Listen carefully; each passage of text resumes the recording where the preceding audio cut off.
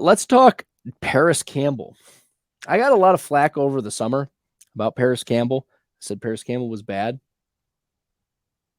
because Parris Campbell was bad. And then a lot of people were saying, Bradley, he's going to earn the targets. He's going to be a spike week candidate. He's going to be a guy that we want. And I pushed back and said, pretty much everything about what you're saying is not true. He's not a good wide receiver. He's not going to get the type of volume that's going to lead to spike weeks. We don't want it. We just don't want it. So, yeah, let's not look at like the preseason. Let's just look at what's happened so far. Parris Campbell, 5 receptions, 10 targets, 23 total yards. 23 total yards in 2 games. You are not starting Parris Campbell. How foolish of you to think that you would start Parris Campbell. Do not start Parris Campbell. Parris Campbell is bad at football. He is not a good route runner. He is not a good wide receiver. I told you this, though, last year or over the summer. Look at my tweets. Search at FF Stalder on Twitter, Parris Campbell. You'll find all the tweets. I got my receipts. Y'all can come at me. Parris Campbell is garbage. He is garbage. He has the worst receiving grade among all the wide receivers on the New York Giants by far. Sterling Shepard is coming back from an ACL tear, and he has a better receiving grade. Okay, that's how bad Parris Campbell is through the first 2 games, and yet Parris Campbell is running the routes. He's 66 receiving routes through 2 games and playing mostly out of the slot. The only thing Parris Campbell is doing is annoying Darren Waller in the slot. That's it. If anything, getting Parris Campbell out of there is like addition by subtraction for the Giants. This is so bad. It's so bad.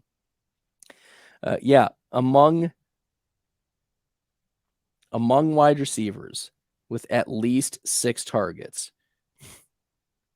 This is how bad it gets. Parris Campbell is 88th of 88 wide receivers. He is the worst receiving grade wide receiver among all wide receivers with at least 6 targets. There are 88 of them, and he's the worst. The worst. The worst.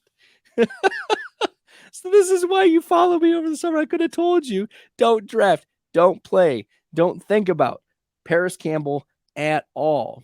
Literally, Kadarius Toney, who had the worst single receiving grade game in PFF's last 5 years. You add Kadarius Toney's week 2, and he's still better than what Parris Campbell has done in terms of receiving grade.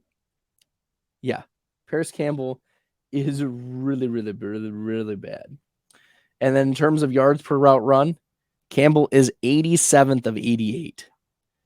The only one worse, another wide receiver I told you not to be drafting. Josh Palmer. I told y'all not to be drafting Josh Palmer, Parris Campbell. Donovan Peoples-Jones is also there, but I don't know if he meets the target requirement. Donovan Peoples-Jones was a player I told y'all to be staying away from. Where is Peoples-Jones? Yes, Donovan Peoples-Jones is 130th out of 136 in yards per route run. So far, 3 for 3. We're seeing how that's going. Nice, Bradley. I'll take the victory laps on players to avoid late in your fantasy drafts. I could have told you. I did tell you, but whatever.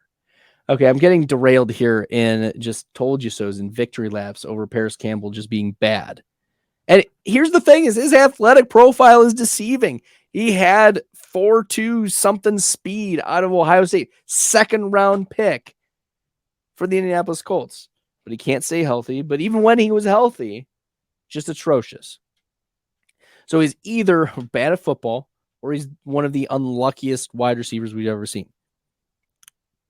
What do you think it is? It's not luck. It's not luck. It's because he's bad.